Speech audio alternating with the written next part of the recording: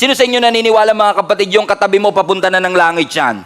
Hindi southbound, hindi northbound, hindi hellbound. Lahat tayo ngayon, because of God's grace, ay heavenbound. Nagpapasalamat tayo sa ating Panginoong Yesus na nung hindi pa natin siya kilala, we are on our way to hell. Nobody could save us. Nobody could help us. We have a debt that we cannot pay. We cannot save ourselves. We are going nowhere and we are nothing, but a miracle happened 2,000 years ago when Jesus came, pumunta siya rito, siya ay namatay, nilibing at muling nabuhay para sa bawat isa sa atin. Binago ng Diyos ang takbo ng ating buhay. Yung dating papuntang impyerno sa tulong ng ating Panginoong Yesus ay papunta na ngayon sa langit. Yung dating kaaway ng Diyos ay kaibigan na ng ating Panginoon. Because Jesus Christ died for you and for me. In case hindi po ninyo alam, at in case nakalimutan po ninyo, si Satan ay ating kaaway. Trivia lang. Pero sa pamamagitan ng pagmamahal ng ating Panginoong Yesus, tinubos niya ang bawat isa sa atin. At ikaw ngayon, at ako ngayon, na inibig ng Panginoon, ay niligtas ng Panginoon sa pamamagitan ng pagkamatay niya sa krus ng Kalbaryo. At kung nagtataka ka, Pastor, hindi ko alam kung saan ako pupunta pagkatapos ng buhay na ito. Ang alam ko lang ngayon, I'm living my life day after day, week after week, month after month. Pero gusto ko pong ipaalala sa bawat isa sa inyo, mga kapatid, pagkatapos ng buhay na ito, may nag-aantay na eternity pagkatapos ng buhay na ito. Ang sabi nila, ang average lifespan ng isang tao, 70 years lamang.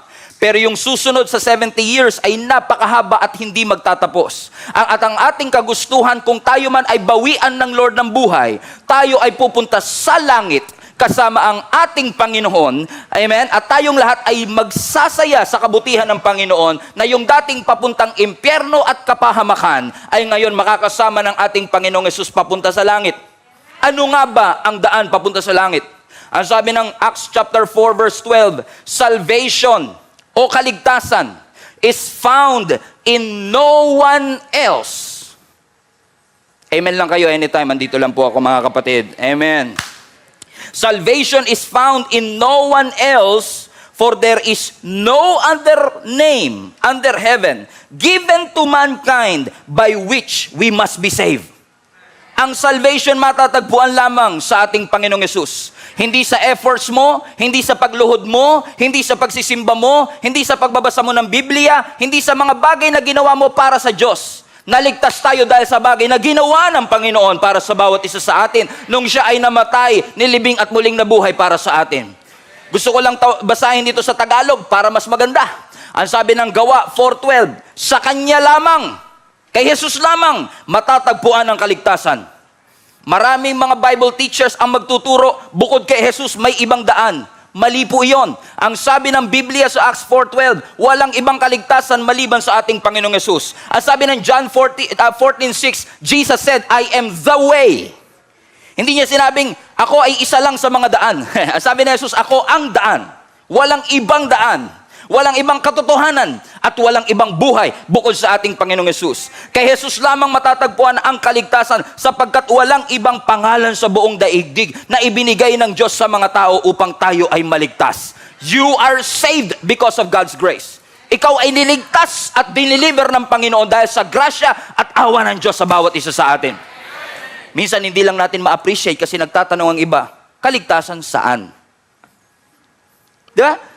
Kasi kapag ikaw ay niligtas at alam mong yung kaligtasan ng Diyos sa iyo, ay niligtas ka niya sa habang buhay na paghihirap at kamatayan, you will be forever indebted and grateful na si Lord niligtas ka.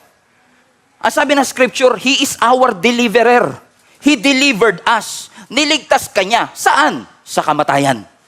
Saan? Sa kapahamakan. Saan? Sa impyerno. Ay ba, grabe. Kung ako niligtas ng Lord sa impyerno, magpapasalamat ako sa Kanya. Hallelujah. Eh yun nga lang, niligtas ka ng ka-office mate mo. Doon sa trabaho. Pwede bang ikaw na muna magpa-Xerox nito? Kasi nagmamadali ako. Eh nagpapasalamat ka, nililibre mo pa ng Starbucks at milk tea. What about this? ang ibinigay ng Lord at iniligtas ka ng Panginoon ay sa habang buhay na kapahamakan. Ang tatay mo, binilhan ka ng damit. Ang nanay mo, binilhan ka ng bike. Pero ang Diyos, buhay ang binigay sa iyo.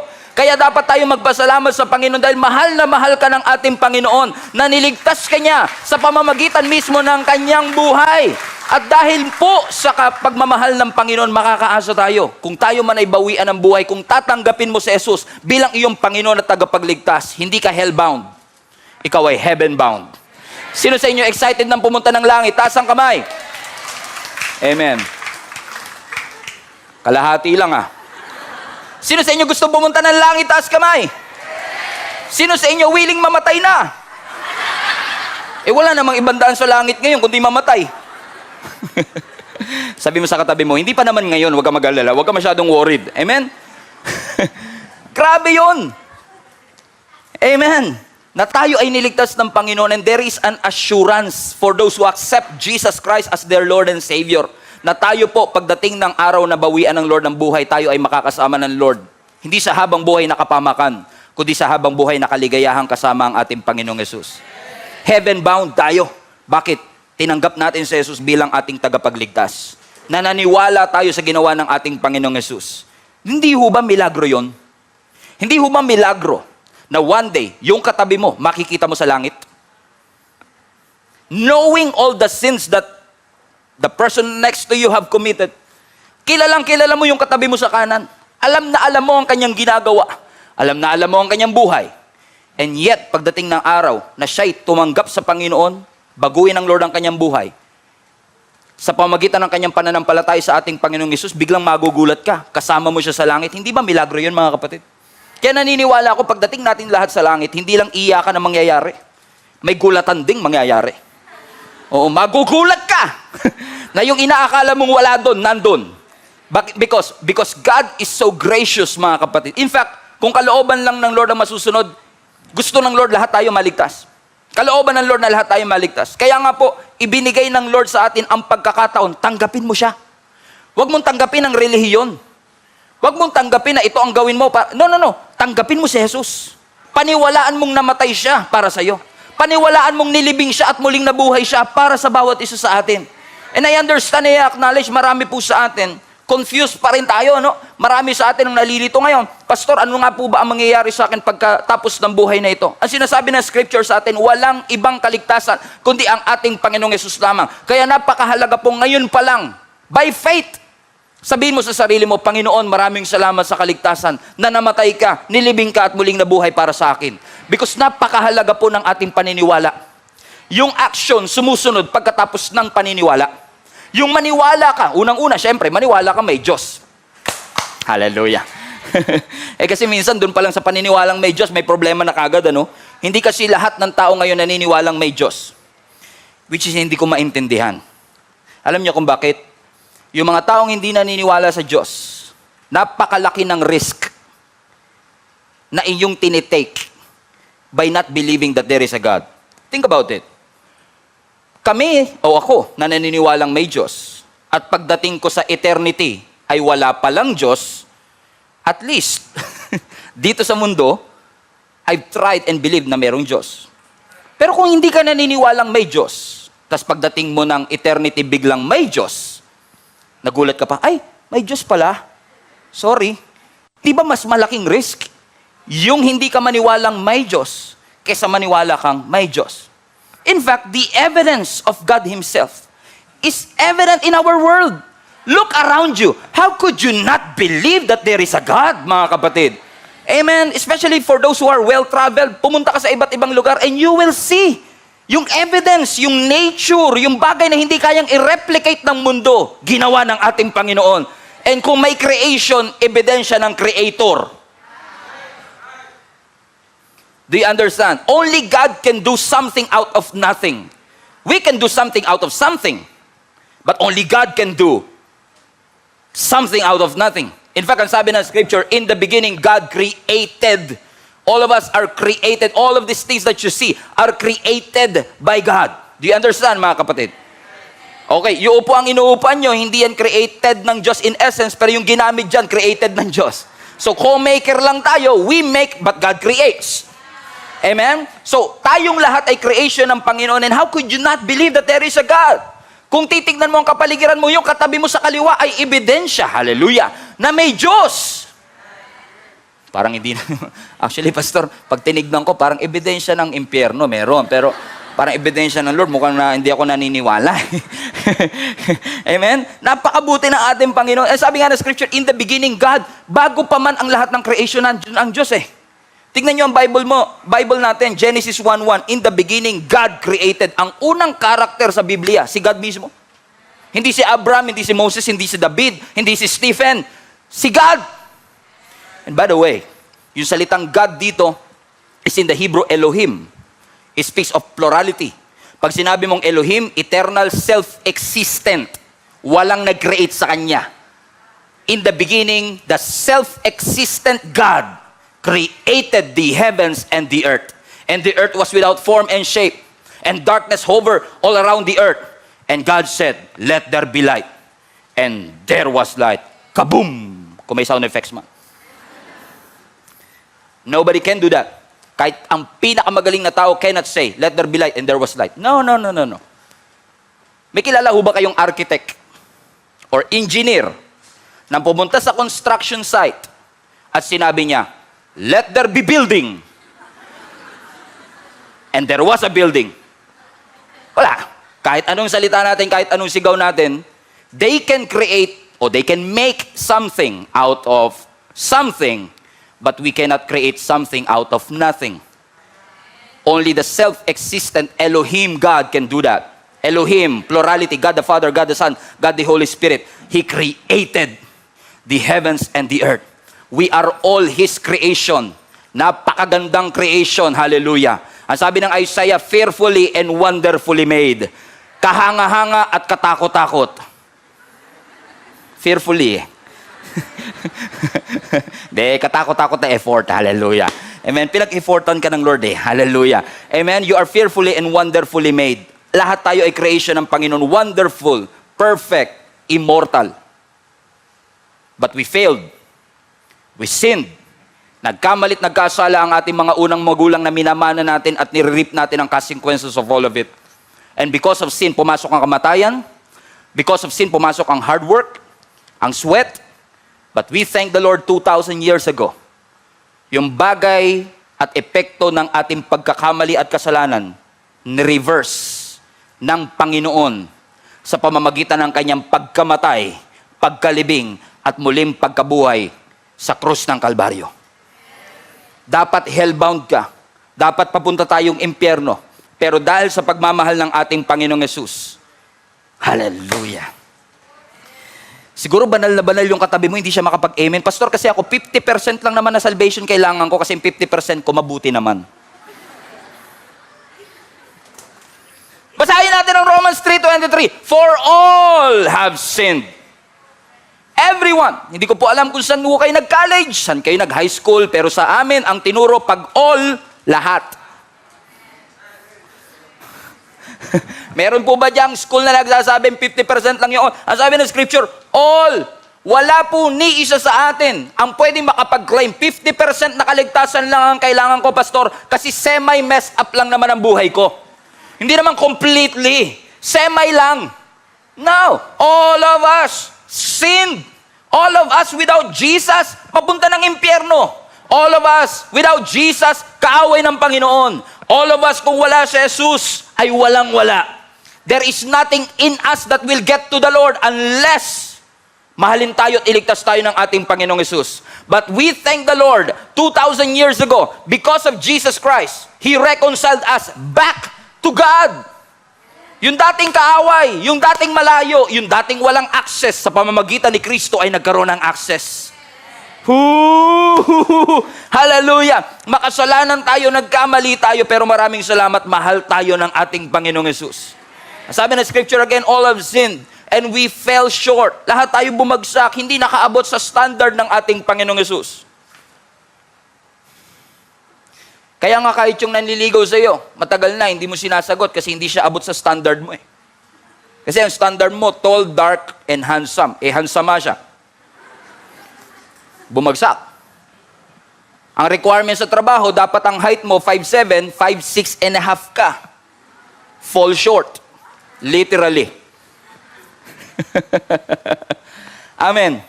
How many among you believe, mga kapatid, kung effort lang, kung hard work lang, kahit gaano tayo kasipag, lahat ng ating effort, even yung ating pagsisimba weekly, kapos sa requirement at standard ng Diyos.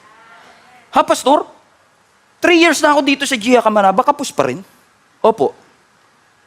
Pastor, lagi ako nagsisimba, kapos pa rin? Opo. Pastor, hindi mo alam, every day pag nasa bahay po ako, ang binabasa ko po, quiet time ko, 10 chapters a day. Kapos pa rin po. Pastor, kahit nga wala tayong fasting ko 41 days. Dahil ko pa si Jesus po. Ay kapos pa rin po. Bakit? Good enough is not good enough pagdating sa Panginoon. You know, alam mo ang standard ng langit? Ito, magagulat kayo. Ang standard ng langit, perfection. And no one is perfect. Can somebody attest to me na yung katabi nyo po ay perfecto? Wala. So alam ng Diyos na hindi ka perfecto. Alam ng Diyos na kahit gaano ka kasipag pumunta sa church, hindi mo kayang abutin yung standard. That's why 2,000 years ago, Jesus came. Kasi kung kaya mong abutin yung standard, hindi na siya bababa. Jesus will become unnecessary if we can meet the standards. If we can meet the standards. But we thank the Lord, God knows exactly. Alam ng Lord, broken ka, lost ka, hindi mo kaya on your own. Alam ng Diyos na hindi ka perfecto. Alam ng Diyos na nagkakamalit, nagkakasala ka. Alam ng Diyos na meron tayong kasalanan na hindi natin mabitawan at mga addiction na hindi natin mapagtagumpayan. That's why Jesus came to set us free. Jesus came to forgive our sin. Jesus came to redeem us. Amen. From the curse of the law, we thank the Lord kasi through Him, hindi natin kayang abutin ang langit. Pero langit na mismo ang umabot para sa bawat isa sa atin. Hallelujah! Purihin natin ang Diyos! Hallelujah, hallelujah. Ang sabi ng verse 24, all have sinned and fall short of the glory of God. Verse 24, but we all are justified. Look at this! Lahat nagkasala, lahat din pinawalang sala. Hallelujah. Praise the Lord! Hallelujah! Kasi yung katabi mo, hindi siguro yung katabi mo, pangatlong katabi mo. Kasi kanina pa yung katabi mo na yan eh. Yung pangatlong katabi mo, kapatid, hindi mo alam kung ano mga bagay na ginagawa niya. Kapag mag-isa na lang siya. Mukha siyang banal, mukhang sanctified. Pag tinignan mo yung Bible, ang daming stabilo. Daming marka. Yung Bible luma. Ibig sabihin, gamit na gamit daw. Pero hindi mo alam that he's struggling from his addiction, he's struggling from a sin na hindi mapagtagumpayan. But we thank the Lord.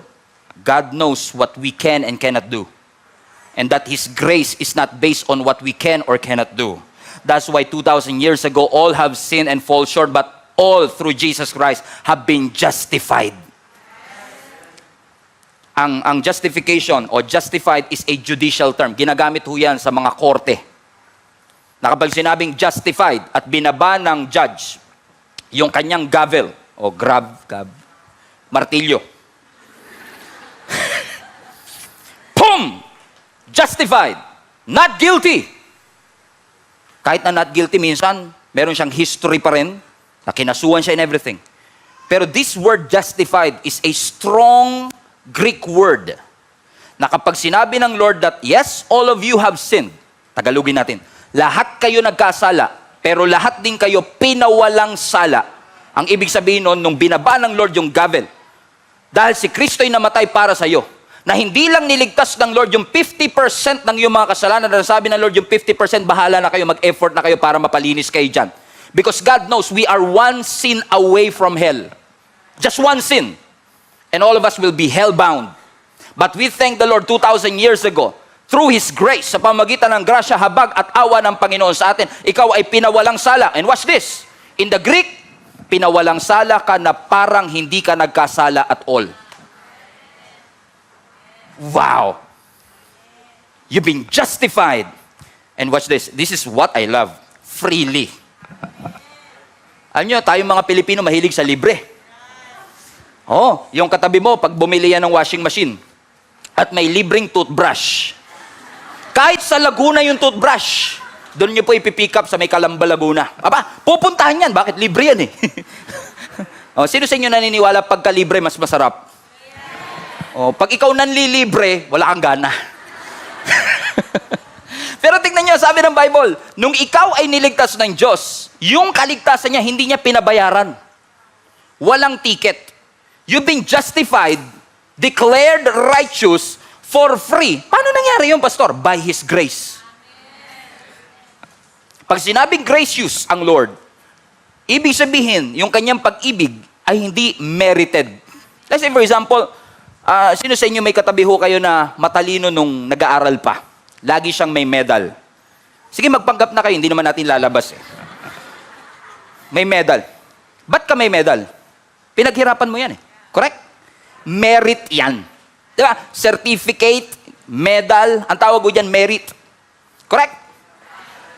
Now, sa mga taga-Malabon, alam nyo to, dyan sa may plata, 10 piso lang yung medalya na yun. Correct? Tama si Ninong. Ninong ko, taga-plata kami. Malapit kami dyan eh. Dyan sa may plata, 10 piso lang yung isang medalya. Biruin mo, pag sinabitan nga ng nanay mo ng medalya, magpapakain pa siya. Pero yung sinabit, 10 piso lang yun. Pero ba't ka nagpapakain? Hindi dahil sa medalyang ikinabit sa'yo. Kundi recognition yun ng lahat ng bagay na pinaghirapan mo sa loob ng 1 taon para makamit yung medalyang iyon. Correct? Kasi nga, minerit mo yun eh. Sino sa inyo mga kapatid, pag sweldo na, excited ka? Taas kamay.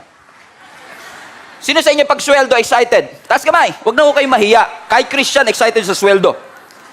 Hindi po makapagtaas, Pastor, wala, sweldo delayed, 4 months. Praise God, ano? Now, kung halimbawa na-expect mo sa 30 o sa October 15, ikaw ay susweldo. Okay? Bubuksan mo ang ATM mo.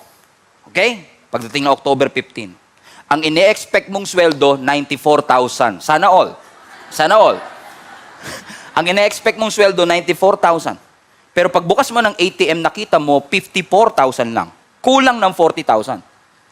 Matutuwa ka? Hindi. Magwiwelga ka, Brad. Magpapawa ka ng placard, yung 56,000, papagawa mo ng placard, magtatawa ka. Hindi po pwede to, boss. Pinaghirapan ko to sa loob ng kinsenas. Ang deserve ko, 94,000. Ba't ang binigay mo, 54? May karapatan ka? Oo. Pinaghirapan mo yun eh. May karapatan ka? Oo. Minerit mo yun eh. Ang problem natin mga kapatid, minsan pag nananalangin tayo sa Lord, minsan nakala natin yung blessing, merit natin. Lord, pinaghirapan ko, nagsimba ako. No. All the blessings that you receive are God's grace. Hindi dahil nagsikap ka, nagtrabaho ka, so ibig sabihin, ibigay man ng Lord o hindi, maging masaya ka. Lord naman. Ba't naman ganun? 35 na ako, wala pa rin nanliligaw. Oh, yung mga nanay naman, Pastor, hindi ako excited sa sweldo. Excited ako sa sweldo ng asawa ko. Re-remit niya sa akin yan. Ba't ka magagalit? Pinagpawisan mo yun eh. Amen? Pinaghirapan mo yun. Kaya hindi natin maintindihan ang grace ng Lord kasi hindi siya merited. Hindi ka blessed ng Lord at humihinga pa rin hanggang ngayon dahil nakitaan ka ng Lord ng pagpapagal at pagsisikap para sa Kanya. Ano sabi ng Lord? Okay, mga 4 weeks na itong sunod-sunod nagsisimba sa Kamanaba, ha? Bibigyan ko to ng 2 tangke ng oxygen pa para humaba pa ng konti ang kanyang buhay. No!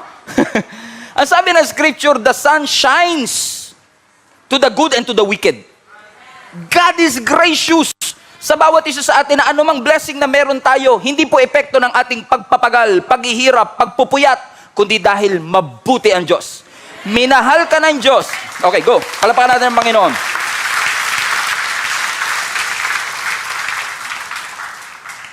Mahal ka ng Diyos, hindi dahil mabuti ka. Mahal ka ng Diyos kasi mabuti siya. It's not about your works, merit, achievement, or what you can and can't do. All of these are God's blessing, gift, grace na ibinigay ng Panginoon sa bawat isa sa atin. Sino sa inyo nagpapasalamat sa gracious ng ating Panginoon? Kasi kung pagbabasihan ang merit system, ililista ng Lord lahat ng bagay na ginawa mo sa Kanya. Okay. October 2, nagsimba. Check. October 9, nagdadalawang isip, 50% ka.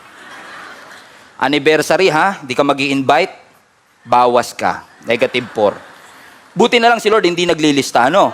Kasi kung nililista niya lahat, ikukumpara yung blessing tsaka hindi. Aba, talo tayo. Alam nyo kasi dati, naturuan tayo minsan, no? Lalo yung mga pili-pelikula minsan, tsaka yung mga TV. Di ba dati tinuturo sa mga TV minsan, pagdating mo sa langit, may timbangan. Tsaka may malaking TV. Alam nyo yan? May malaking TV, may timbangan, titimbangin lahat ng mabubuting ginawa mo, tsaka masasamang ginagawa mo. Kaya maraming takot kasi ipapalabas daw dun sa TV. Di ba? Sa DVD, ipapalabas lahat ng bagay na ginawa mo. Ako naman iniisip ko, logistic, kasi madetalya ako sa logistic. Ang haba ng pila nun, Brad. Kasi yung nasa unahan mo pa lang, sa dami ng ginawa niya, oo, isang buong century, hindi pa tapos. Tagal ah. Oo. Na pagdating natin sa langit, may DVD, outdated pa, DVD, no? Digital na ngayon eh. USB na, pastor. I-airdrop na.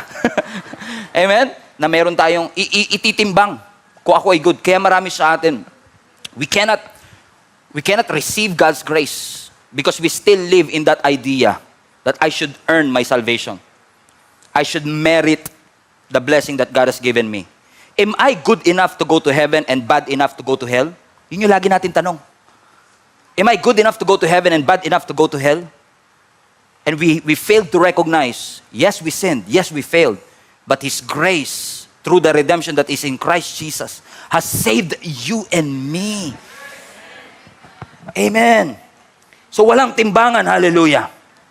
Kasi sabi ng scripture, all have sinned. Ibig sabihin, all are hopeless. Hindi lang yung may tato ang hopeless. Kasi yun yung iniisip natin, ay may tato, masamang tao to. Parang yung mukha nito mukhang kidnapper. Driver ng puting van. May prejudice ka kagad sa itsura pa lang na isang tao. Pero sino sa inyo, you are old enough to testify, wala sa itsura ang pagiging masama at mabuti ng isang tao kasi may mukhang maamo. Salamat na lang, ang Diyos hindi rin nagkakategorize, ano? Makapal kilay mo, mukha kang masungit. Amen? Maraming salamat sa Diyos. We are all hopeless. Amen? But He loved us so much. Nasabi ng scripture, we are justified by His grace through the redemption that came. Don't forget this. Through Jesus Christ. Dahil lang kay Kristo tayo ay naligtas. Dahil lang po kay Kristo natanggap natin ang lahat ng bagay na ito.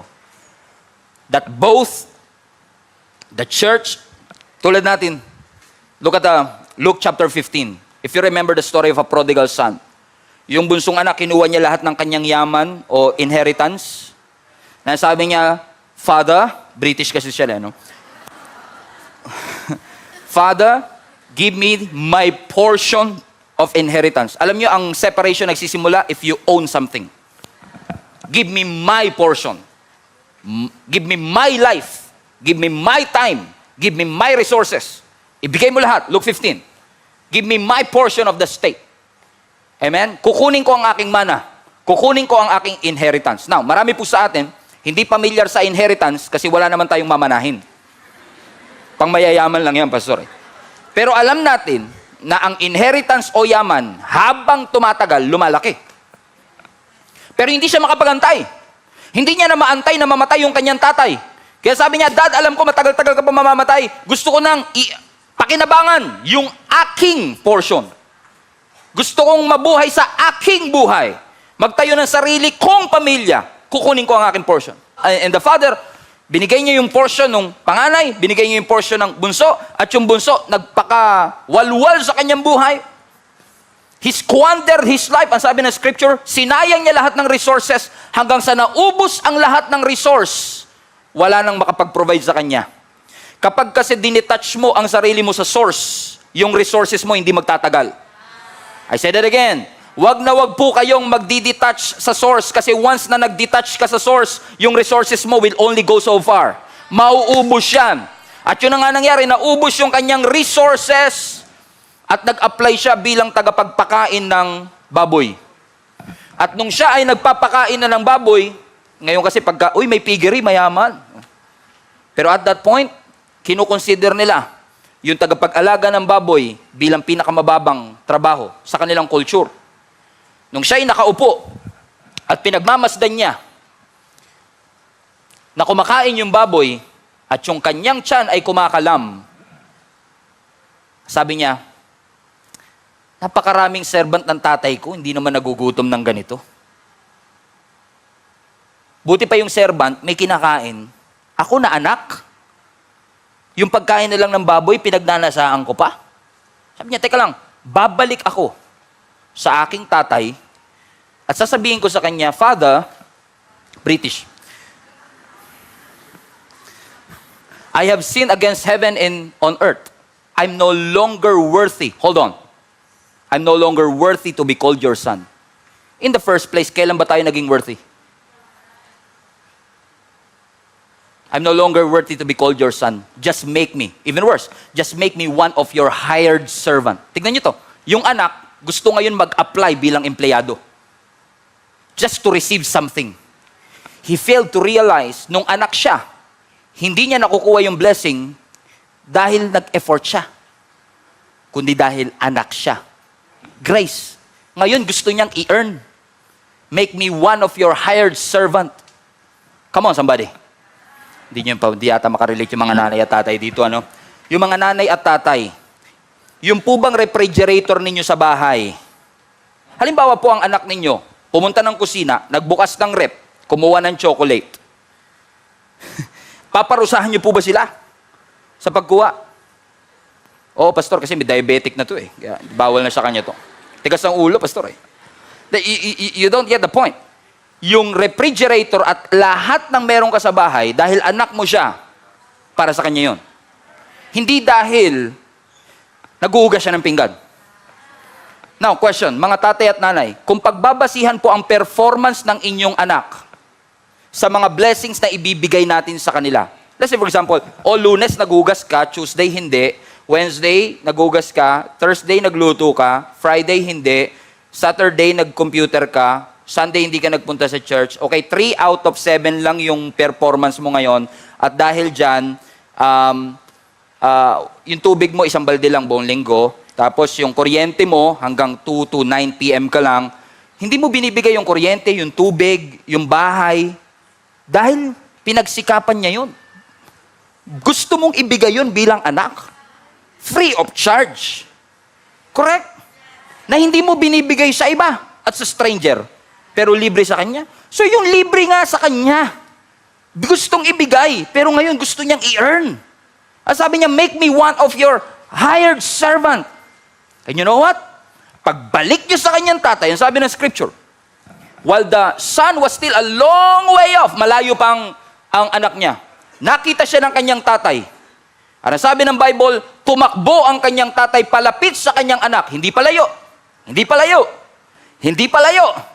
Kapag lumalapit ka sa Diyos, hindi lumalayo ang Diyos sa'yo. In fact, kahit hindi ka pa lumalapit sa Panginoon, gusto niyang hagkan ka, yakapin ka, at ipakita sa'yo na mahal ka niya. The Father ran to His Son. Amen? Ano sabi ng Bible? He hugged His Son, kissed His Son. And I believe tuloy-tuloy. Mwah! Mwah! Mwah! Mwah! Mwah! Mwah! Mwah! Mwah! Mwah! Mwah! Kasi na-miss mo, tas mwah. Siyempre tuloy-tuloy yan. Mwah! Mwah! Mwah! Remember, galing siya sa pig pen, amoy baboy. Pero kahit amoy baboy ang kanyang anak, kahit madungis ang kanyang anak, I don't care. This son of mine was dead and is now alive. He was lost and now he was found. I'm gonna kiss him as much as I want. At sabi niya sa kanyang mga katulong, ilabas niyo ang best robe. Hindi lang robe, best for the sinner. Best robe, put it on him. Put a ring on his finger, sandals on his feet. Kill the fattened calf, and let's get merry. Let us celebrate. No question. They are celebrating yung pagbabalik ng kanyang anak. Teka lang, hindi pa ho siya naglingkod. Hindi pa ho siya Di ba dapat pagbayaran niya muna? No. The father is so gracious that he welcomed his son open arms, and celebrate. Watch this. This is the exciting part, and then we will close. This is where the church messed it up. Because the heaven celebrates yung mga bumabalik sa Diyos. But sometimes the church people doesn't celebrate those who come back to God. At ang feeling nila, sabi ng Bible, pag uwi ng panganay, dalawa kasi anak eh. Pag uwi ng panganay, nagulat siya, may disco sa bahay ng kanila. Ang sabi ng scripture, he heard singing and dancing. Now, kapag marinig mo yung singing, okay yun. Marinig mo yung dancing, so most probably, he heard singing and dancing. Naririnig niya, everyone is partying, everyone is celebrating. Nasa labas siya. Tinawag niya yung kanilang katulong. Ano sabi niya? Anyari?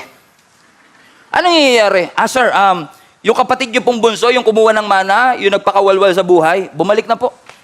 At yung tatay niyo po, nagpahanda. Yung lechon na pa para sa kanya. And the older son was offended.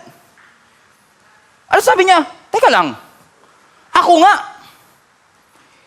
Kahit na yung bibi lang na hinihingi ko, hindi pinapatay. Tapos siya lechon pa. Ehlers pa.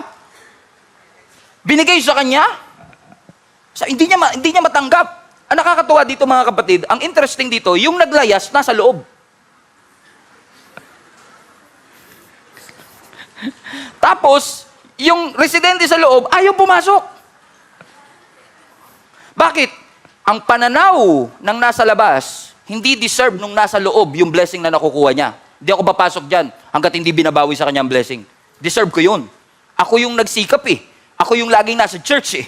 Ako yung laging sumusunod eh. Ako yung laging faithful. Dapat yung blessing at celebration, yung lechon, sa akin dapat yun. Yung nasa loob naman na nagpa-party, feeling niya, hindi niya deserve. Ako dapat yung nasa labas. Kasi ako yung nagkamali. Dapat to, di ba? Hard servant ako, dapat pagsikapan ko. Pero ba't may celebration pa para sa akin? Naintindihan niyo mga kapatid? Amen? Now, ang question, saan kaya nandyan yung katabi mo? Nandun siya sa loob o nandun siya sa labas? Yung isa homesick, yung isa sick of home. Kasi marami sa atin, we once loved the house, now we resent the house because we feel like yung mga taong nasa loob. And I've heard this all the time and I say this respectfully. Pastor, hindi ako magsisimba sa church na yan kasi ang daming hypocrite sa church. Mga self-righteous, nagmamagaling, kala mo kung sino. Pero ang totoo hindi, everywhere you go, laging may hypocrite. Minsan nga, biniro ako, kakilala ko naman siya. Pastor, ayoko pumasok sa church kasi ang daming self-righteous. Huwag kang mag-alala, may lugar kami para sa iyo. Mga 5 o'clock, magigas niya, malalim-lalim po yun. Because in the church, in God's house, everyone is welcome. Everyone. Sa dalawang anak na ito, sino sa tingin nyo ang mas mahal ng tatay? Yung panganay o yung bunso? Survey tayo sa chat. Sino ang mas mahal ng tatay? Yung panganay o yung naglayas? I wanna hear you guys.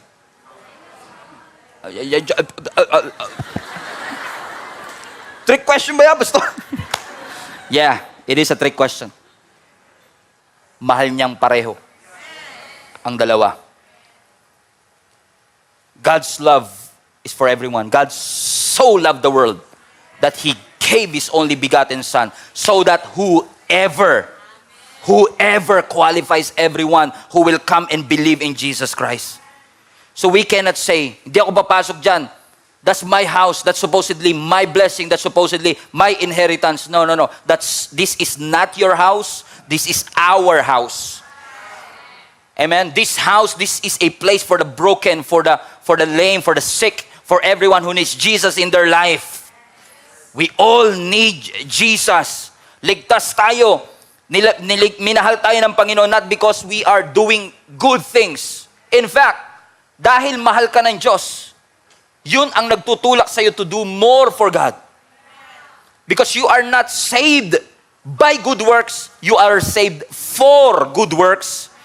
para tayo makagawa ng kabutihan. Hindi relihiyon. Salvation is found in no one else but Jesus Christ. The death of our Lord Jesus Christ secures your salvation. If you believe in Him. If you will trust in Him. Amen. Pastor, ibig ba sabihin niyan, hindi na kami gagawa ng mabuti?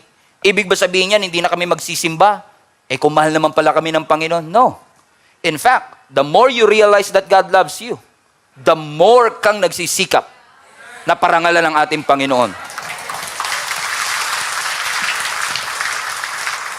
What I was trying to say is this: no matter how good you try, good enough is not good enough.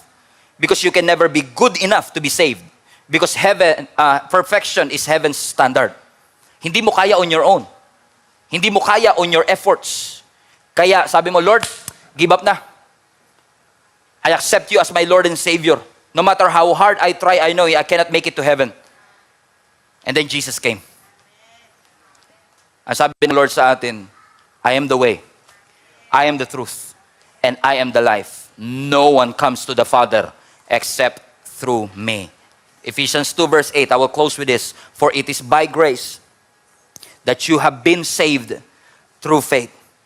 This is not from yourselves. It is a gift of God. Everybody read verse 9. Not by works, so that no one could boast. And for many years, I've been preaching this and repeating this illustration over and over again.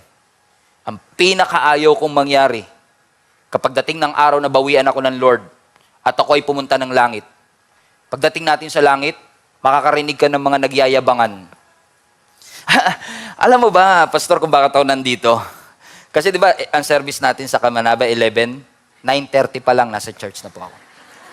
Kaya nakita ng Lord yung faithfulness ko, Pastor. Niligtas niya ako. Alam mo, Pastor, di ba minsan nagpa-fasting tayo, 21 days? Aking ginagawa ko yung 40. Hindi ko na sinasabi sa inyo kasi ayoko na may pagyabang eh. Pero nakaka-40 days ako. Yung nandun na tayo sa langit, we are trying to say na kaya ako nandito because I did this and I do this and I've completed this and I've achieved this. Alam ko, naniniwala ako pagdating natin sa langit, whoever you are, iiyak na lang tayo.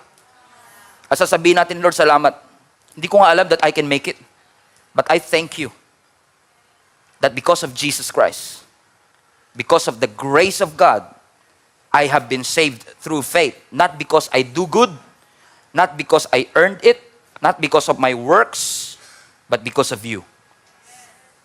And when that happens, I believe what was said in Revelation will come, that Jesus will wipe away our tears and assure us, welcome home.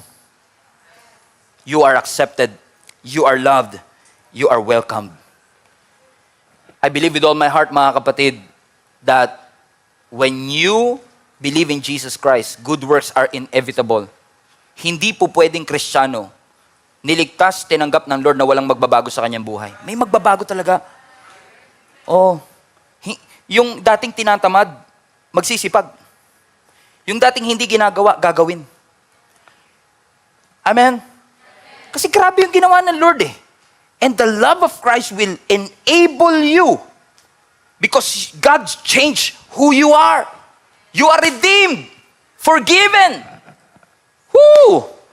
restored by God. At yung identity mo na binago ng Panginoon will enable you to do something for the glory of God. Kaya nga ang tawag sa atin, human beings, hindi human doings. Because it's not about what you do. It's all about what Jesus did for us. And what Jesus did for us changed who we are. Listen, the grace of God doesn't just change where you go. It changed who you are. Kapag na-receive mo ang pagmamahal ng Diyos, hindi lang niya babaguhin yung pupuntahan mo. Na dati kang hellbound, ngayon heavenbound. Ang babaguhin din ng Lord sa'yo habang nandito ka pa, babaguhin niya ang iyong pagkatao. Gagamitin ng Lord ang iyong istorya. Amen. Yung dating makasalanan, ngayon, hallelujah, binabago unti-unti ng Panginoon. We were born sinners, but thank God we are now born again. Amen? Hindi relihiyon yan, ha? Spiritual, born again. Nabuhay kang muli. Bagong pagkatao, ipinanganak. Amen. Salamat sa Lord. Hindi ito dahil sa effort ko. May nakita na ho ba kayong nanganganak? Na nung nanganganak siya, ang sabi ng doktor, push! Push! Inanay naman, ah! Ah! Ah! Ma, ilang araw mo ako ni-labor? 5 days. Pinahirapan ko yung nanay ko 5 days ako ni-labor. EDSA Revolution pa no, kung di ako nagkakamali. EDSA baby ako. February 23, 1986. By the way, kahit October pa lang, tumatanggap po ko regalo. Hindi nyo kailangan antayin yung February, okay? Size 9, joke ha. Biro lang, kayo naman. Okay? Wala pa akong, 5 days akong pinag-labor ng akin nanay. Wala pa akong nakita, although hindi naman talaga ako nakakita ng pinapanganak, pero wala pa akong nabalitaan na dahil napansin ng bata sa loob, na hirap yung nanay niya. Kawawa naman yung nanay ko. Ako wala akong matandaan na ganito na nangyari sa akin. Ba't ang ingay sa labas, may mga tangke? Sa revolution Parang hirap yung nanay ko 5 days na ako nandito Ready na ako lumabas, wala pa rin Papansin ko yung doktor, paus na Push! Push! Yung nanay mo hirap na hirap. Tulungan ko kaya si nanay. May nakita ba kayong bata na dahil nahirapan yung nanay niya, tumulong na lang siya, labas na lang ako. Nauna pa yung kamay. Wala. Sino sa inyo na naawa yung bata sa doktor dahil paus na, siya na lang yung lumabas? Wala. Basta ka na lang ipinanganak, wala kang contribution. In fact, pagdating mo nga, may crib ka na, may damit ka na, may gatas ka na, andin at mo, finish work. Hindi ikaw yung bumili sa divisorya ng sarili mong gatas. Hindi ikaw yung bumili sa divisorya ng sarili mong damit. Pagdating mo, nakahanda na lahat. Wala kang effort na lumabas. It's all your mother who pushed. And don't ever think for a moment na meron tayong contribution sa ginawa ni Kristo para sa atin. When we were born again, walang effort on our own. It's all God. That's why it's grace. You did not earn it. You did not merit it. You did not deserve it. Pag nagnakaw ka sa 7-Eleven, pag nahuli ka ng guard na nagnakaw ng hotdog, deserve mo bang maparusahan? Yes. Deserve mo bang makulong? Possibly. Pag nakulong ka, hustisya yon.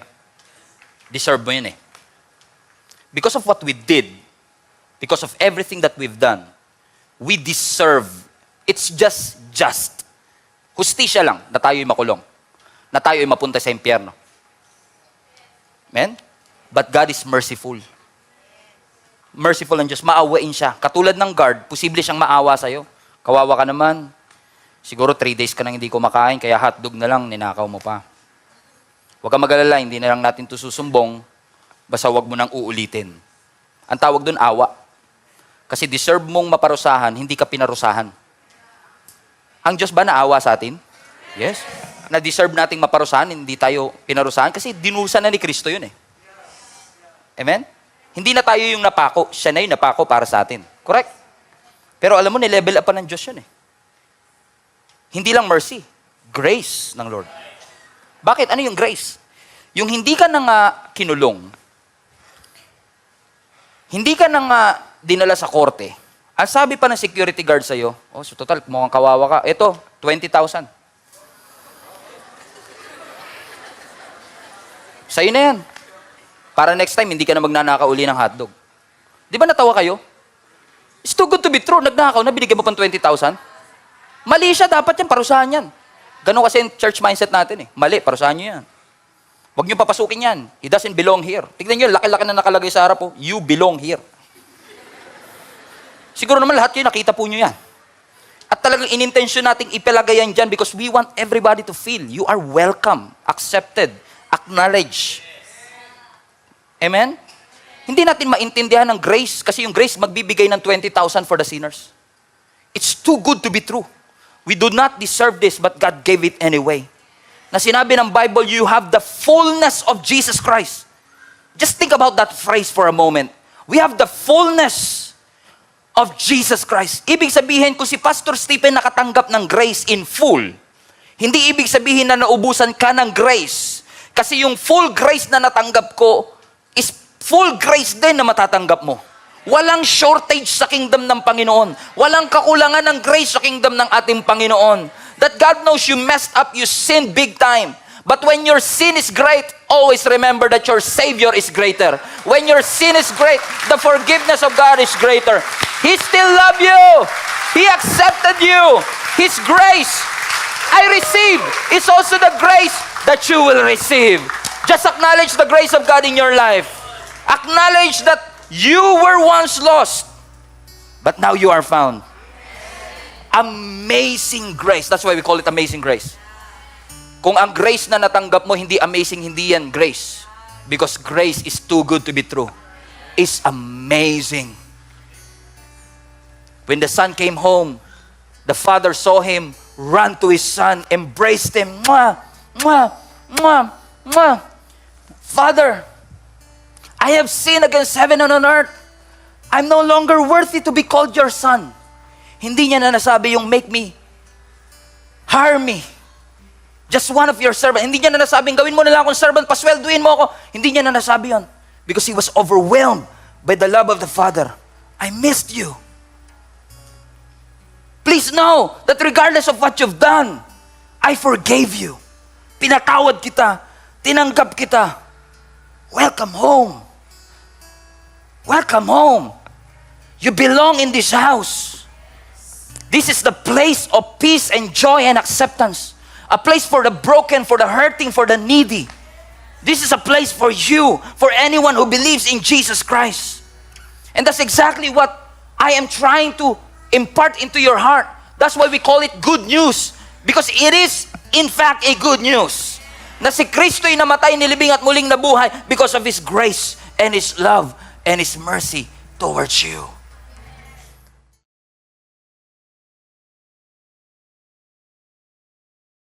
Without God, you cannot make it through life. Kahit anong amount ng accomplishment, kung wala ang Diyos, hindi mo kaya. Kahit gano'ng kataas ang iyong pinag-aralan, kung wala ang Diyos, hindi mo kaya. At kahit gano'ng kadaming experiences ang naramdaman mo, naranasan mo, gano'ng karaming wisdom ang iyong natutunan dahil sa age na meron ka ngayon, hinding-hindi tayo darating sa tagpo ng ating buhay na masasabi nating hindi natin kilala ang Panginoon. Unfortunately for some, unconsciously, sinasabi natin na talagang in essence, hindi na natin kilala ang Panginoon. Siguro dahil sa taas ng pinag-aralan, sa dami ng pera sa bank account, masyado ka lang sigurong masaya. Kaya minsan, yung bagay na ginawa ng Diyos sa buhay natin ay hindi na natin maipagpasalamat sa Kanya. Hindi ako nandito para husgahan ang bawat isa. I'm just here to remind each and every one of you that everything you have right now comes from the Lord. Your wealth comes from the Lord, and even your ability to acquire that wealth came from the Lord. Walang bagay sa mundong ito na hindi galing sa Panginoon. Even the breath that we breathe, the life that we live, the skills, the personality that you have, lahat po yan ay galing sa ating Panginoon. Maraming tao sa mundo ang nakakalimot kasi sila'y bulag sa katotohanan na akala nila kaya sila mayaman dahil sa kanilang galing.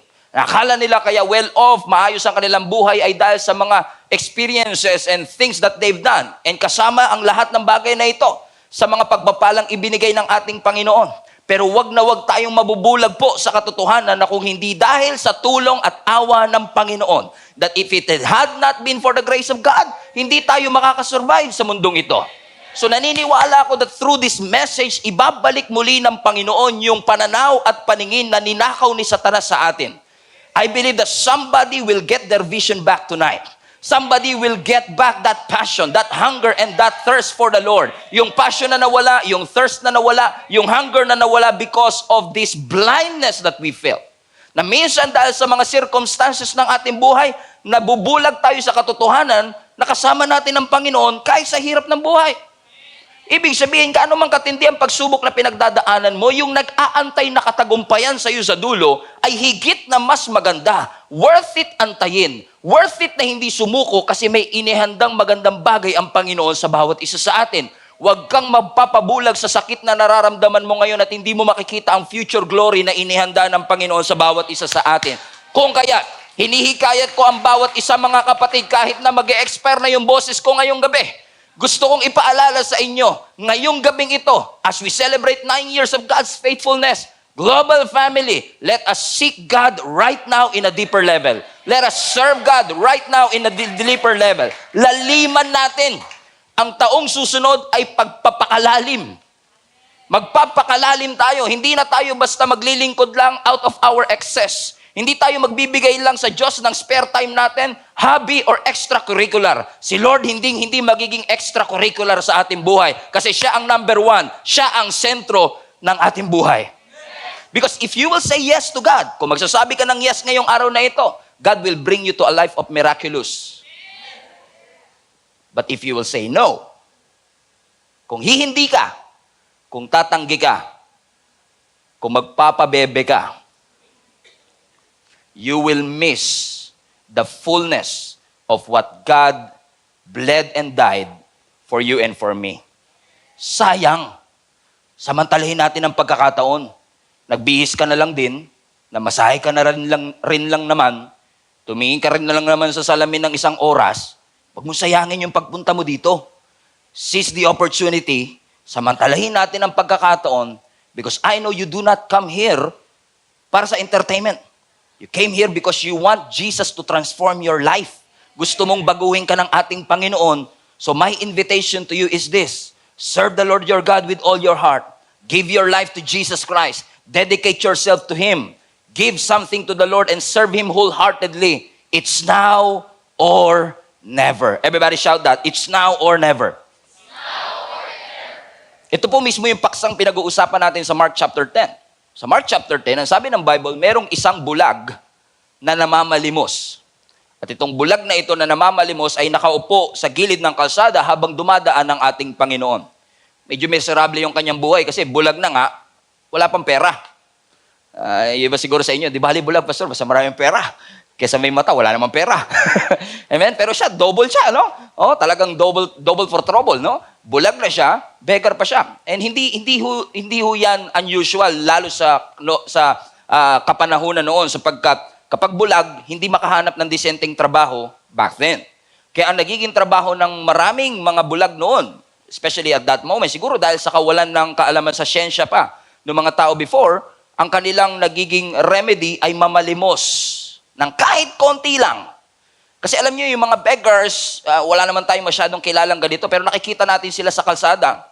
At madalas, ang mga namamalimos, ang kanilang hinihingi ay yung mga tira-tira, excess. May nakilala na ho ba kayong namamalimos, ang hinihingi yung ATM ninyo? Wala pa naman, di ba? Wala namang namamalimos na hinihingi ATM natin, bank account natin, PIN code natin sa ATM natin o sa bangko natin. Para sa kanila, kontento na ako sa excess. Konti lang, okay na ako. Sapat na ako sa konting pagkain, sa konting damit. Kahit konti lang. Ambunan mo lang ako. Masaya na ako. At maaaring ngayon, meron tayong prejudice at sinasabi natin, Pastor, I think this message is not for me. Kasi in the first place, hindi naman po ako bulag. At pangalawa, hindi naman po ako namamalimos. Now, let me tell you this, mga kapatid. I believe with all my heart, kahit gaano kakayaman, lahat tayo namamalimos. Think about it. Di ba pag may sakit ka, namamalimos ka ng kagalingan? Di ba pag malungkot ka, para kang namamalimos ng kaligayahan? Di ba kapag hindi ka makamove forward, you are begging for progress? Hindi ho ba kapag may mali sa ating buhay, we are begging for God to put order into our life? Hindi ho ba kapag addict ka, ikaw ay namamalimos ng deliverance o kalayaan? Hindi ho ba pag malungkot tayo ay namamalimos tayo ng kaligayahan sa ating Panginoon? At some point in our life, maaaring hindi ka man namamalimos ngayon, namalimos tayo ng something sa Panginoon. At katulad ng blind beggar na ito, tumawag ka rin sa Panginoon, Lord, kahabagan niyo po kami. Kasi naniniwala ka na anumang sitwasyong hindi maganda na meron sa'yo, ay hindi yan ang kalooban ng Lord sa'yo.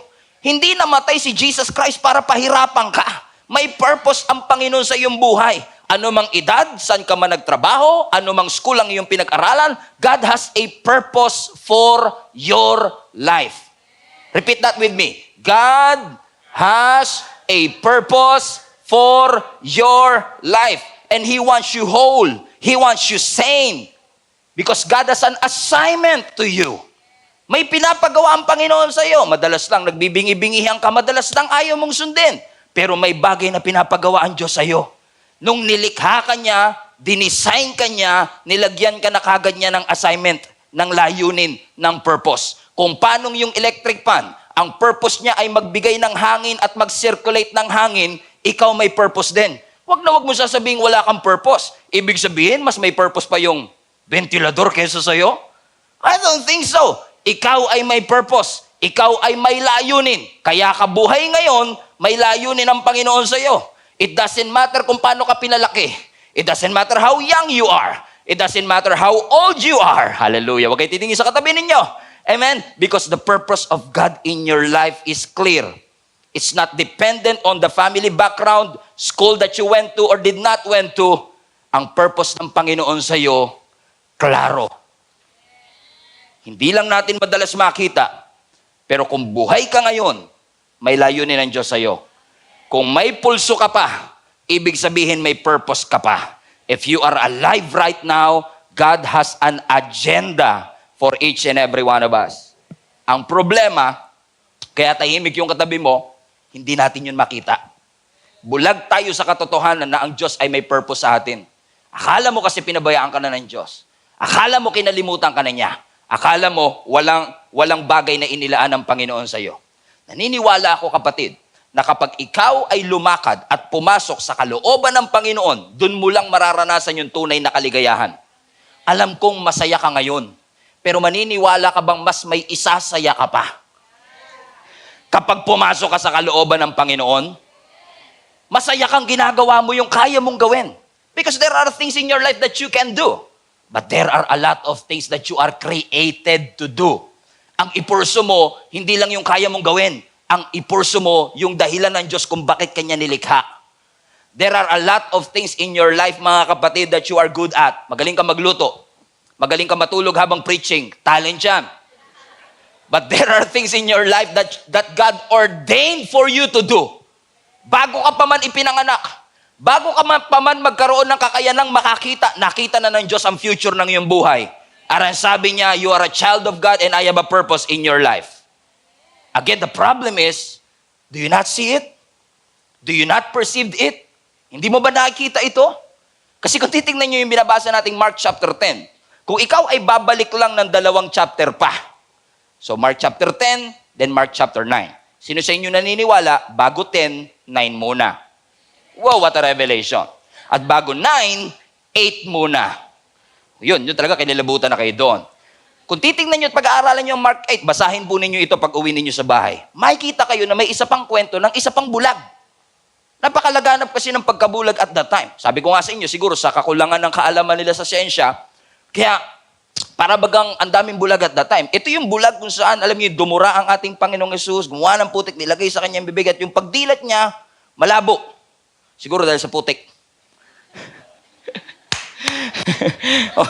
Nakakita siya ng trees and all, and then unti-unting luminaw.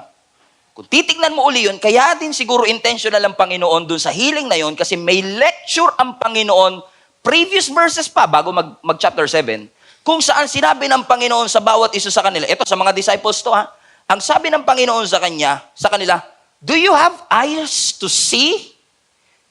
Bakit may mga tenga kayo, hindi kayo makarinig? Ano sinasabi ng Panginoon? You can see but you don't have a vision. You cannot see that you are blind. Grabe yun. You cannot see that you are blind. Oh yeah, praise God. Siguro mamaya mga 12 o'clock, tsaka, ay grabe, lalim pala nung joke na yun. Ngayon sobrang lalim, ngayon ko lang siya naintindihan. At sinasabi ng Panginoon sa kanila, alam kong nakakakita kayong mga disciples, pero sa totoo lang, sa spiritual realm, bulag kayo. At kung ikukumpara itong si blind Bartimaeus sa mga disciples, parang lumalabas na mas bulag pa yung mga disciples kesa kay blind Bartimaeus. At least si blind Bartimaeus, bulag lang siya physically.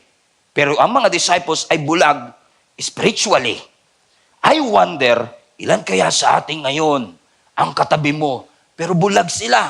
Hindi nila makita ang mga layunin ng Panginoon sa kanila.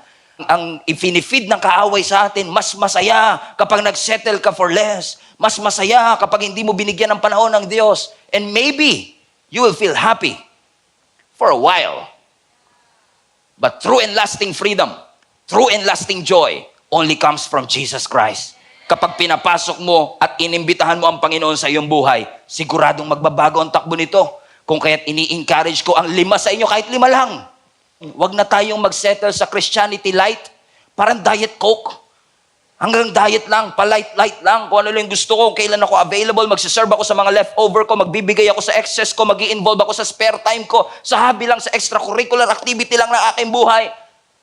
Today, tonight, God is going to change the way you see the Lord.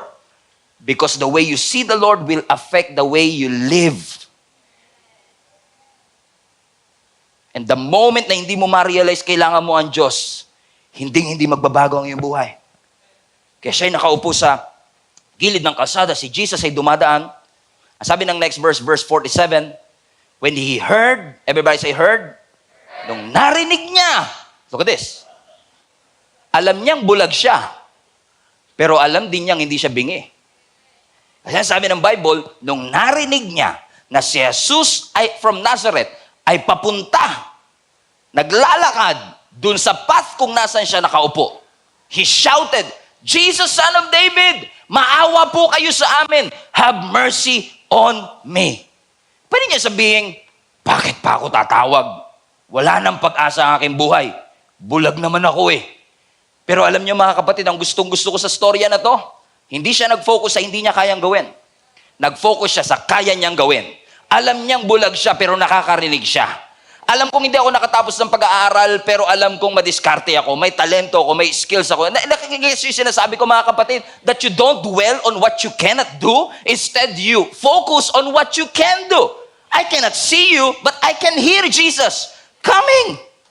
Hindi ako mag-i-excuse na sabihin ko, hindi na ako gagaling, hindi na ako aahon, puro na lang mess, puro na lang limitation, puro na lang weaknesses ang aking buhay. Kaninang umaga may lumapit sa akin, Pastor, we thank you for the message. Physically, hirap na hirap siya. Pero ang sabi niya, I believe with all my heart, tinatawag ako ng Panginoon to a deeper level. What am I saying mga kapatid? We all have our excuses. Lahat tayo may excuses. At hindi tayo mauubusan ng excuses. Pero where will you put your focus on? Sa mga bagay na hindi mo kayang gawin o sa mga bagay na kaya mong gawin? Kasi nung na-discover niya na itong Jesus na ito ay dumaraan doon sa path na kanyang pinupwestuhan, sumigaw siya sa ating Panginoon. Sabi niya, Jesus, Son of David, maawa po kayo sa amin. Have mercy on me. I don't know. I just have a theory. Nung araw kaya na yon, ilang beses kaya siya sumigaw? Palagay ninyo. For mercy. Well, kung ako tatanungin niyo, palagay ko, that's the first time that he shouted. Kasi kung dumaan si Roberto, hindi naman siya sisigaw na, Roberto! Have mercy on me! Kasi ang daming dumadaan. Pero bakit nung narinig niya yung pangalan ni Jesus, tumawag siya at nanghingi siya ng awa? Take note, hindi niya sinabing, alms.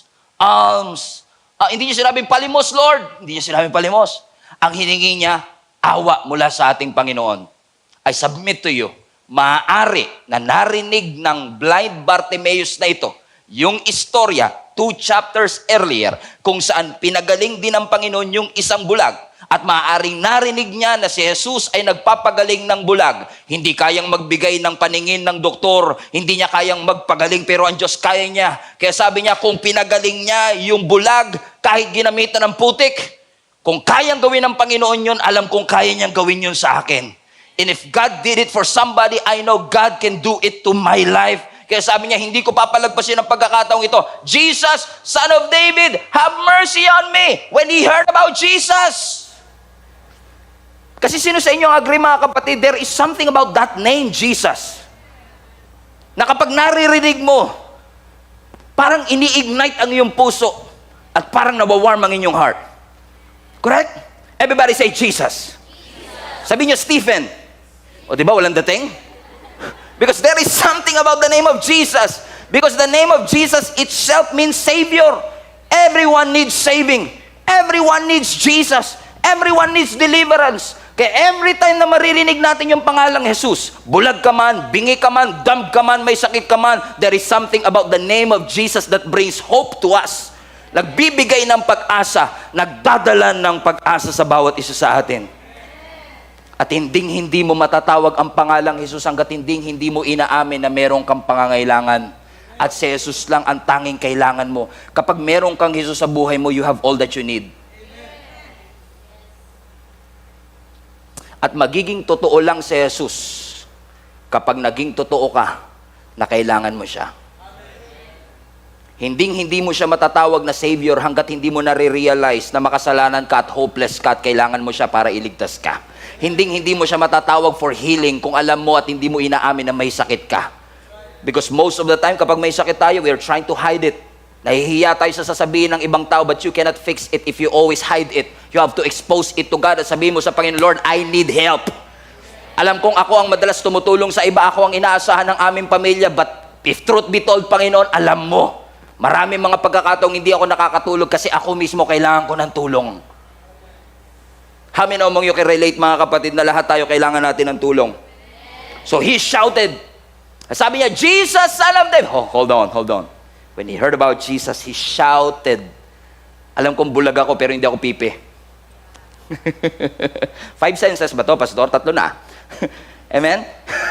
Amen? Alam niya, kaya niyang magsalita. Hindi siya nag-dwell sa hindi niya kayang gawin. Alam ko, kaya kong sumigaw. Kaya sabi ng scripture, he shouted. Sabi niya, Jesus, Son of David, and loud. Everybody can hear it. Jesus, Son of David, have mercy on me. Kasi alam ni blind Bartimaeus, kung ang lalabas sa bibig ko, pagre-reklamo ko, hindi ako gagaling. Matagal na ako nagre-reklamo. Matagal ng puro negatibo lumalabas sa bibig ko. Pero nung narinig niya ang pangalang Jesus, nakaramdam siya ng pag-asa. Ginamit niya ang kanyang bibig hindi para magreklamo, kundi tawagin ang ating Panginoong Jesus. Iba kasi yung naniniwala ka lang kay Jesus, iba rin yung nagsasalita ka, tumatawag ka kay Jesus. Amen? Kasi marami sa atin naniniwala pero ayaw natin tumawag. Ang sabi ng Bible, let the weak say. Hindi sinabing let the weak think. Ang sabi, let the weak say, ano? I am strong. Hindi sinabing let the weak continue to study how weak you are. Ang sabi ng Bible, let the weak say what? I am strong. Kung ikaw ay mahina, don't talk about your weakness. Say you're strong. Not by denying it, but by declaring strength in your life. Let the poor say, come on, let the poor say.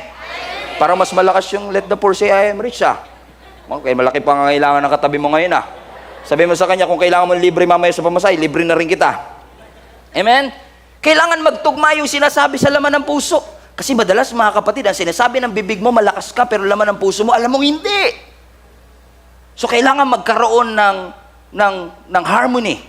Yung sinasabi ng ating bibig at laman ng ating puso. That, Lord, I am weak, but I'm gonna say I am strong. Why is that important?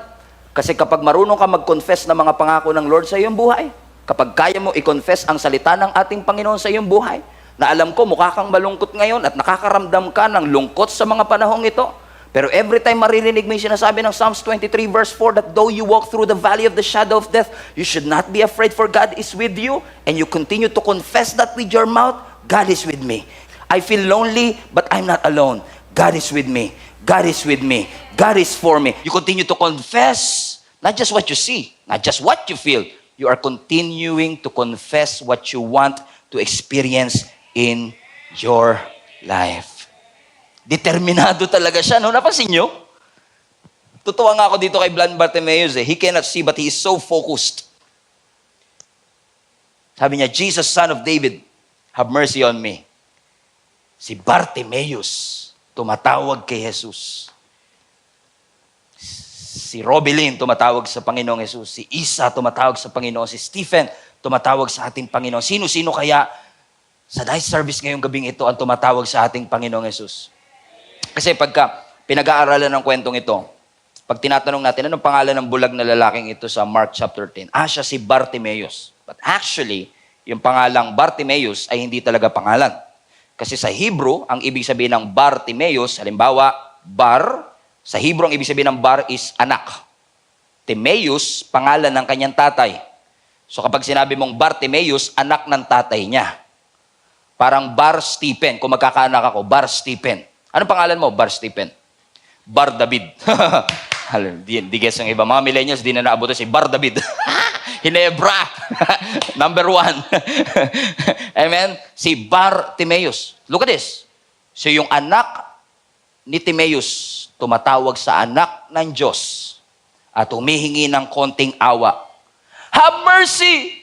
Please! Kaawaan niyo po kami. At maaaring hindi ka sumisigaw ngayon, pero ang puso mo kanina pa gustong sumigaw.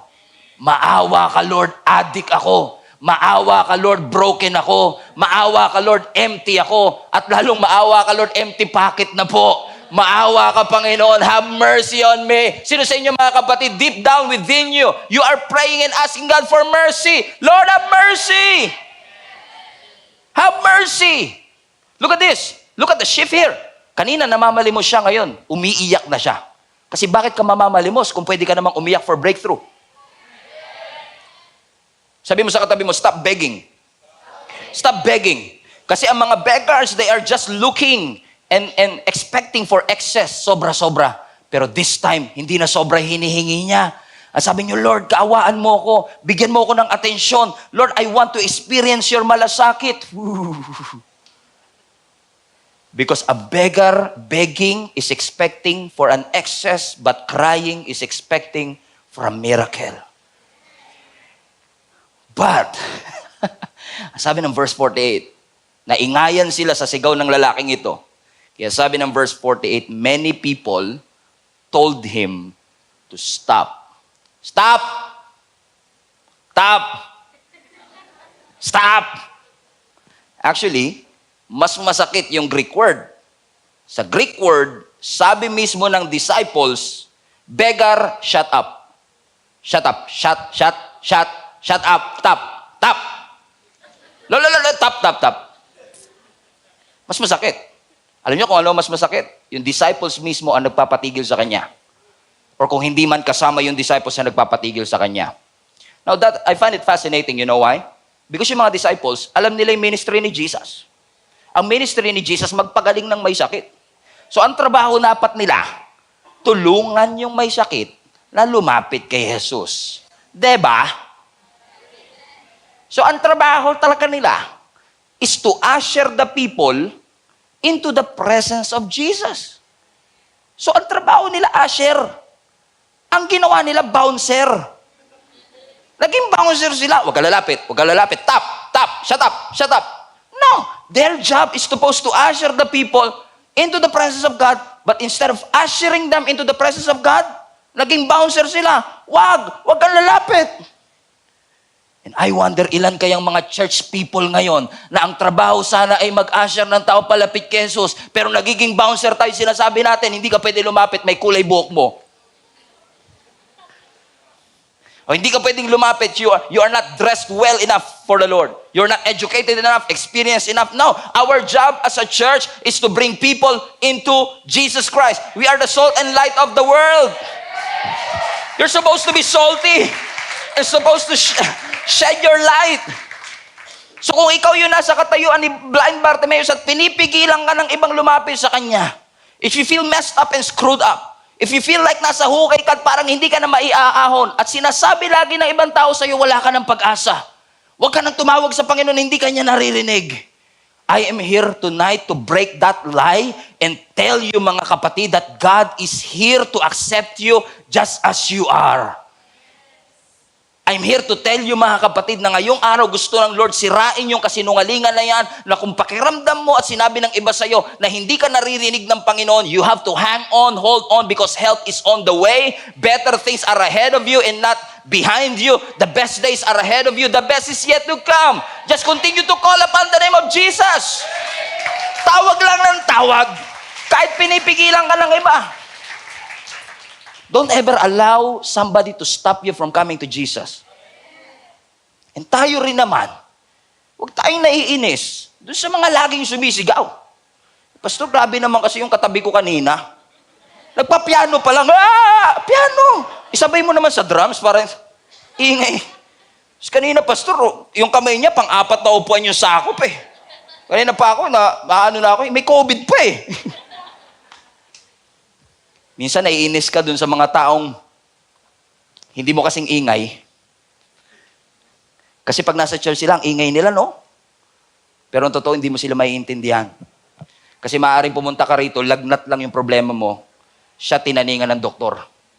Hindi mo siya mapipigilan sa desperation and persistence niyang lumapit at sumigaw sa Panginoon dahil hindi mo alam yung depth ng pinagdadaanan niya. Kaya pwede ba nating, let's normalize in this church. Wow, millennial. Let us normalize in this church, mga kapatid. Iba talaga kapangyarihan ng third service. Let us normalize in this church, mga kapatid, na kung meron mang taong tumatawag sa Panginoon, kahit gaano sila kaingay, kahit gaano sila kalikot, just let them be. Just let them be. Don't ever stop them from coming to Jesus Christ, katulad ng mga disciples na ito. So many people told him to stop. But look at this. Ito yung sinasabi ko sa inyo, pag desperado, di mo mapipigilan eh. But he shouted even louder. Son of David, have mercy on me. Sabi, stop eh. Nilakas mo pa. Alam mo kung yung Bible may volume, kahit 2,000 years ago pa siya nangyari, I can hear him crying. Have mercy on me. Nilalakas niya talaga. Now, one question, ba't niya nilakas? Dahil ba maraming tao? Kasi at this point, Passover celebration, people are going to Jerusalem, the crowds are building, ang daming tao, busy ang city. Obviously, maraming tao. Pero kung ang basihan niya lang ng pagsigaw, hindi ako marinig. Walang sense yung kanyang ginagawa. Walang substance yung pagsigaw. May kilala ba kayo sigaw lang ng sigaw, walang substance yung pagsigaw? Nakakainis din yung sigaw ng sigaw, wala namang substance yung sinasabi, correct? Tatakot kayo, katabi nyo, asawa nyo, no? Pastor, to sigaw ng sigaw, walang substance sinasabi. Pinagbibintangan ako, may babae daw ako. Di naman. I don't think dahil maraming tao. Baka kaya malakas ang sigaw niya, bingi si Jesus? Obviously not. Hindi siya sumisigaw ng malakas dahil bingi ang ating Panginoon. I submit to you. Isa sa mga rason, if not the only reason kung bakit siya sumisigaw ng mas malakas kahit pinipigilan pa siya ng mga disciple, is simply because alam niya, kapag si Jesus hindi ako narinig, wala na akong pag-asang gumaling. This is the only opportunity I have to get healed. So kahit magalit kayo sa akin, it's now or never. And it worked.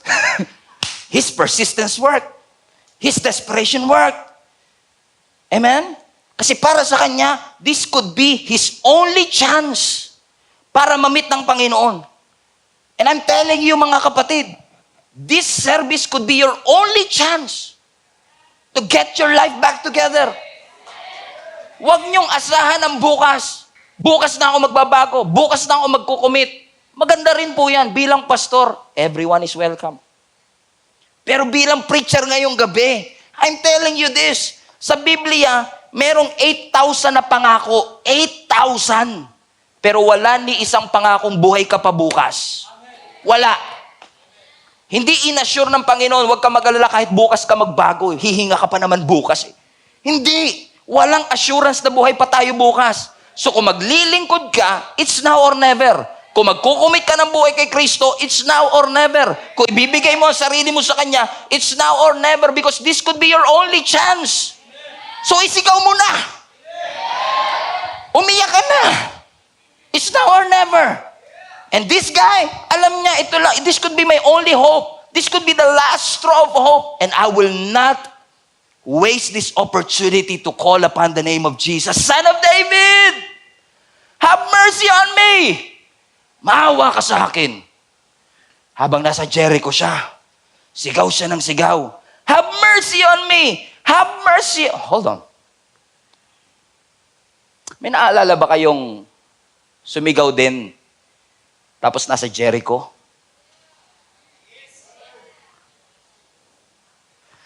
Siguro itong si Blind Bartimaeus, alam niya yung story dun sa Old Testament? Sa Joshua chapter 6. Kung saan yung mga Israelites umiikot dun sa Jericho wall, hindi sila pwede magsalita for 6 days, which is a miracle in and of itself. Yung hindi ka magsalita for 6 days. Sino sa inyo naniniwala kayo yung katabi nyo, hindi lang magsalita ng 1 day, milagro?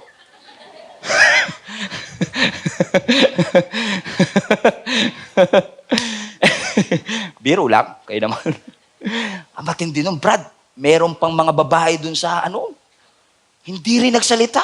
Another miracle. Brad. Mamaya mga 9 o'clock gets yan. Hindi ka makapagsalita is already a miracle. And after 7 days, sabi ng Bible, now it's time for you to shout. Shout as loud as you can, for I have delivered Jericho into your hands. Ah! Alam niya yung storya na yon. Na alam niya, yung naaalala niyang huling sumigaw sa Jericho, napabagsak yung wall, nakaranas ng milagro. So ngayon, hindi ko papalagpasin ang pagkakataong nasa Jericho ako, sisigaw ako as loud as I can, kasi kung naranasan nila yung milagro, pwede kong maranasan ang milagro ngayong araw na ito. So he shouted even more, Jesus, Son of David, have mercy! Maawa po kayo! Have mercy on me! Sa Old Testament, ang kasama ng mga Israelite si Joshua. Nag-deliver sa kanila papunta ng Promised Land. Nilabas sila sa bondage. Sa Mark chapter 10 sa New Testament, Joshua, Yeshua. Same name actually. Both name says Savior. Sa Old Testament, si Joshua, nilabas sila sa bondage of slavery. Si Yeshua is willing to deliver him from the bondage of blindness. Hindi ko papalagpasin ang pagkakataong ito. I'm gonna cry out to God and say, Jesus, Son of David, loud to louder, big to bigger. Hindi niyo ako mapapahinto. I'm desperate and persistent enough to call upon the name of Jesus.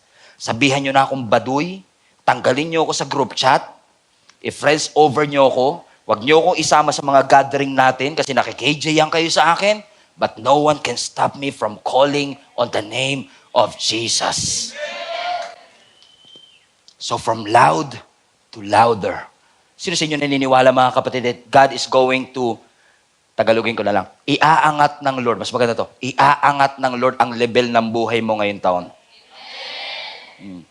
Sino sa inyo naniniwala? Iaangat ng Lord. And that's why we are celebrating tonight. Kasi gusto ng Lord, alam nating lahat, pinalaki ng Lord ang Kamanaba, pero papalakihin palalo ng Panginoon ang Kamanaba. In fact, we were supposed to do this anniversary on 2 service lang. Pero kung lahat kayo ilalagay namin sa second service, hindi na rin kasya talaga. And we thank the Lord for this opportunity na meron tayong 6 p.m. service kasi yung big naging bigger. Amen?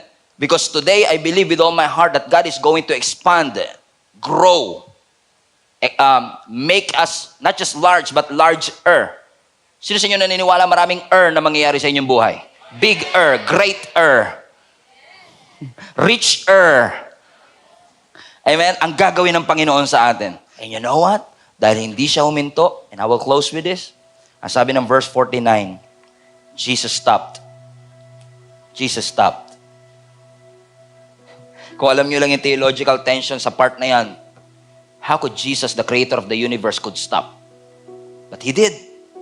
He stopped. Ginawa niya na yan many times. Huminto siya dun sa bleeding woman. Huminto siya sa Gentile woman. Hinintuan niya yung prostitute sa Luke 7. Huminto siya para kay Zacchaeus. And if He can stop for these sinners, He can stop for you. Nung huminto ang ating Panginoong Jesus, ang sabi ng scripture, continue reading, call Him over. Tawagin niyo siya. Kanina yung lalaki yung tumatawag kay Jesus. Ngayon si Jesus na ang tumatawag sa kanya. Verse 51, sabi ng Panginoon, what do you want me to do for you? Master, I just want to see. Gusto ko lang po makakita. Hindi niya sinabing, konting barya lang po. Konting pagkain lang. Kasi alam niya yung kalibre ng ating Panginoong Yesus. Hindi lang limos ang kayang ibigay nito, hindi lang tinapay ang kayang ibigay ng Panginoon. Kaya niya akong bigyan ng bagay na hindi kayang ibigay ng iba sa akin. At kayang ibigay ng Lord yung totoong kailangan ko. Gusto ko lang makakita. Pwede sabihin ni Jesus na, pwede bang limos na lang? Hindi pwede. Actually, kaya ka bulag, makasalanan yung mga ninuno mo. You don't deserve this. But you know what? That's the beauty of God's grace. You don't deserve it. But God gave it anyway. God knows your dark secrets. God knows your deep secrets. God knows your dirty secrets. But God chose to love you anyway. He asked for healing. Pwedeng humingi siya ng tinapay, right? Sanay na siya sa paghingi ng tinapay. Because sometimes when the wait is long, we usually lower our standards. Napansin niyo yun? Pag matagal mo nang inaantay, binababa mo na yung standards mo. Right? Nung 17 ka pa lang, tall, dark, and handsome. 24. Lord, kahit tall, dark, pwede na, Lord. Tall, dark. 27. Dark, Lord, dark. Pero siya, he did not settle for less. Sabi niya, I know, alam ko ang kalibre ng Diyos. Hindi lang ako kaya nitong bigyan ng limos. Kaya ako nitong bigyan ng kagalingan. Yun ang gusto kong ipakita sa inyo ngayong gabi. Huwag mong i-underestimate yung kayang ibigay sa iyo ng Panginoon ngayon. Maaaring yung iba sa inyo, pinagpe-pray nyo kanina, Lord, sana sa pag-ating ko ng anniversary, mabago man lang yung takbo ng aking araw, sumaya man lang ako para bukas pagpasok ko sa opisina, hindi ako bad trip, alas 6 pa lang. And many of you are asking, Lord, change my day. Minsan pag nagbabasa ka ng mga inspiring words, oh, thank you. You made my day. And sometimes we apply it to the Lord and sinasabi natin, Lord, I will come to church right now. Make my day.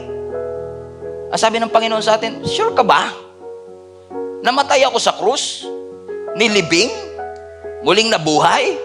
Tapos ang tingin mo, kaya ko lang gawin to change your day? No. I cannot just change your day. I can change your whole life. So come to me and ask me something big because I am able to do it exceeding abundantly above all that you could think or imagine. I cannot just heal you. I can make you whole. I cannot just motivate you. I can inspire you to follow Jesus like never before. Just come to Him right now and say, Lord, I'm not gonna settle for less. Tinipid ko yung hingi ko dun sa mga taong may kakayanan. But right now, I'm here because I want to come to you and show you, God. I'm not just desperate. I believe you can do big things in my life. So come to Him with an expectation. Ano sabi ng Panginoon sa kanya? You may go. Your eyes are healed. Pinagaling ka na ng ating Panginoon because of your faith. At dahil siya'y nakakita, immediately, sabi na scripture, he went down on the road with Jesus. Utang niya sa Diyos kung bakit siya nakakakita ngayon. Utang niya sa Diyos kung bakit yung buhay niya ngayon ay nagbago at tinaas ng Lord ang level. Hindi ko sasayangin yung buhay na binago ng Diyos para gawin ko at magsettle ako sa bagay na alam kong hindi ko layunin. I'm gonna follow Jesus kahit saan niya ako dalhin. Because I have a story to tell. Not how great my life is, but how great my God is. How gracious He is. How righteous He is. How holy He is. So right now, I want to encourage you to stand up right now. Stand up on your feet. If you can, even in your home, stand to your feet. Raise your hand sa Panginoon. And we're gonna pray for you. I want to pray for you right now. Let me pray for you. With our arms, Lord God, stretched wide. For those people, Lord God, who have already heard this message and those who are listening to this message for the very first time, I know this is a brand new experience that you are creating right here and right now. You are reminding us that only you can turn the ordinary to extraordinary, that you can turn our mess into a message, a test into testimony, a trials into triumphs.